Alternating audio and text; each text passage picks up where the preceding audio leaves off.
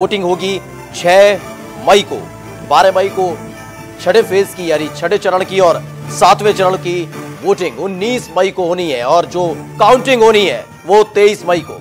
शंखनाद हुआ है लोकसभा चुनावों के मद्देनजर और इसी के साथ आचार संहिता भी लागू हो गई है। अगर उत्तर प्रदेश की बात करें तो मुख्य तौर पर सबसे ज्यादा चरणों में चुनाव उत्तर प्रदेश में होने वाले हैं। उत्तर प्रदेश की 80 लोकसभा सीटों में 7 चरणों में चुनाव होने हैं।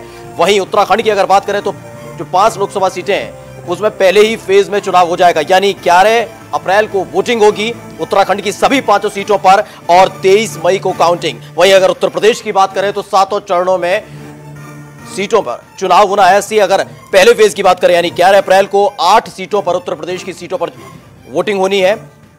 दूसरे फेज यानी दूसरे चरण को 18 अप्रैल को 8 सीटें और तीसरा चरण यानी 23 अप्रैल को उत्तर प्रदेश की 10 सीटों पर वोटिंग होगी। चौथे चरण में यानी 29 अप्रैल को 13 सीटों पर उत्तर प्रदेश की वोटिंग होगी।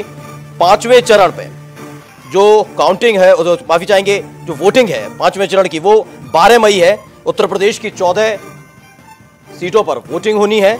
छठे चरण में भी वोटिंग है उत्तर प्रदेश में 14 सीटों पर जो 12 मई को होगी और आखिरी चरण यानी 19 मई को उत्तर प्रदेश की 13 सीटें यानी कुल मिलाकर 80 लोकसभा सीटें उत्तर प्रदेश की और 7 चरणों में चुनाव होना है। सबसे ज्यादा चरणों में चुनाव होगा उत्तर प्रदेश के भीतर, यानी सभी 7 चरणों में कहीं 8, कहीं 10, कहीं 13, कहीं 14 और कहीं 10 लोकसभा सीटों के साथ इन चुनावों को संपन्न कराया जाएगा। लेकिन इन सब के बीच में महत्वपूर्ण सबकी नजर इस पर भी टिकी हुई थी कि जम्मू कश्मीर में चुनाव होंगे, लेकिन फिलहाल चुनाव आयोग ने कह दिया है कि अभी तारीखों का ऐलान नहीं किया जाएगा। जम्मू कश्मीर के लोकसभा विधानसभा चुनावों को लेकर कुछ भी स्पष्ट करता नजर नहीं आया। अभी फिलहाल उसका